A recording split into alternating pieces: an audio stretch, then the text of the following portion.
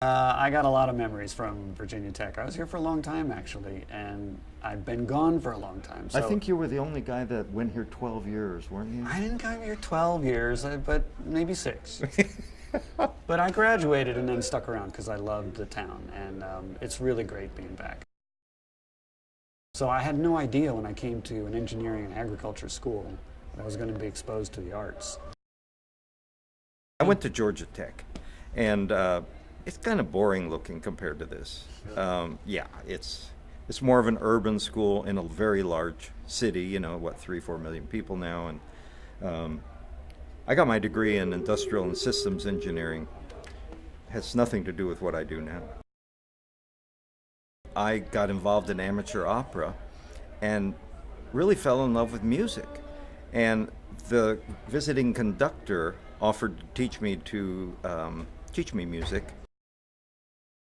When I graduated Virginia Tech, I stayed here in town for 2 years, and I did some odd jobs, and I worked at the film unit as well, and I started making films there.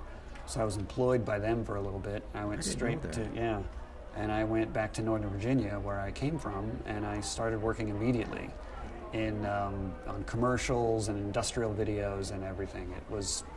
I never looked back. Once I found film here, I never looked back.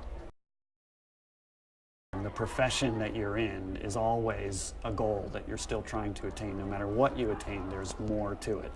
So it's a learning process forever. So in that sense, it's still ongoing. It is such a complex subject, the making of a film. It involves so many different crafts and arts that, I mean, everything in the art department in communications is brought to bear in a feature film.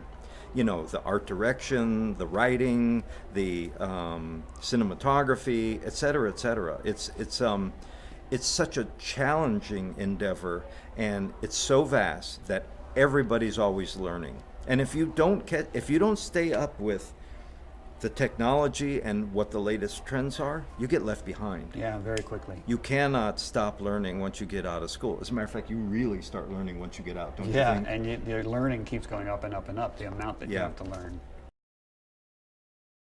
The first real movie I worked on was in New York. It was a German film. I don't have any idea what the name of it was, but I was. What was your job? I was a grip and sometimes audio. I was like Carlos here. I was holding the boom. The Germans were very good with dubbing movies, so they would record sound on set, but then they'd go back and they'd do automatic dialogue recording and re-record every line of dialogue and every sound back in Germany.